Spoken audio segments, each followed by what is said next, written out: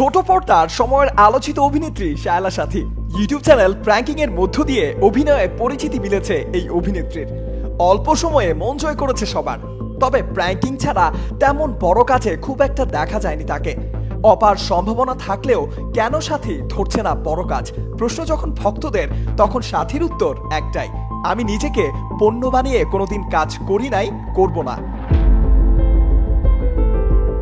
ইন্ডাস্ট্রিতে কাজের নানা অভিজ্ঞতা ও সমস্যা নিয়ে দীর্ঘ এক ফেসবুক স্ট্যাটাস দিয়েছেন সাথী। তাতেই লিখেছেন এমন কঠিন অভিমত। শায়লা সাথী লিখেছেন, আমি আজ কিছু আফসোস এবং ক্ষোভ প্রকাশ করতে চাই। আমি সবার সঙ্গে কাজ করতে চাই, তবুও আমি কেন করতে পারছি না?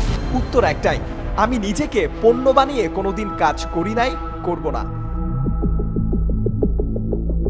অভিনেত্রী হবার স্বপ্ন থেকে সাথী ছোটবেলা থেকে থিয়েটার করেছেন।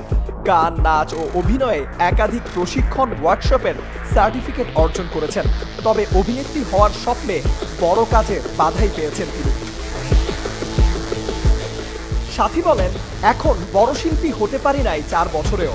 আমার ব্যর্থতা, আমার কোনো প্রডিউসার বয়ফ্রেন্ড বা লবিং নেই। কাজ করতে চাই, কিন্তু সুযোগ কোথায়? কাজের পরিবেশ কোথায়? যত ভদ্রতাই দেখাই না কেন, যত শালীন পোশাক পরেই বড় বড় সব প্রডিউসারদের কাছে যে কাজের আগ্রহ প্রকাশ করি না কেন, সব কথার শেষ কথা, অনেক বড় বড় প্রজেক্ট আমি করতে পারবো। আমার আত্মসম্মান ধুলোয় মিশিয়ে দিয়ে বাবার বয়সী একজনের গার্লফ্রেন্ড হতে পারলে। কেন বারে যে মদ খেয়ে সবার সঙ্গে নাচানাচি না করলে নায়িকা হওয়া যায় না, এসব কথাও শুনতে হয়েছে। চুপচাপ আশাহত হয়ে চলে আসতে হয়েছে সাথীকে। তবে মিডিয়া পাড়ার এমন করুণ অবস্থার জন্য কিছু অসভ্য, নির্লজ্জ, লোভী মেয়েদের দায়ী করেছেন ছোট পর্দার এই অভিনেত্রী।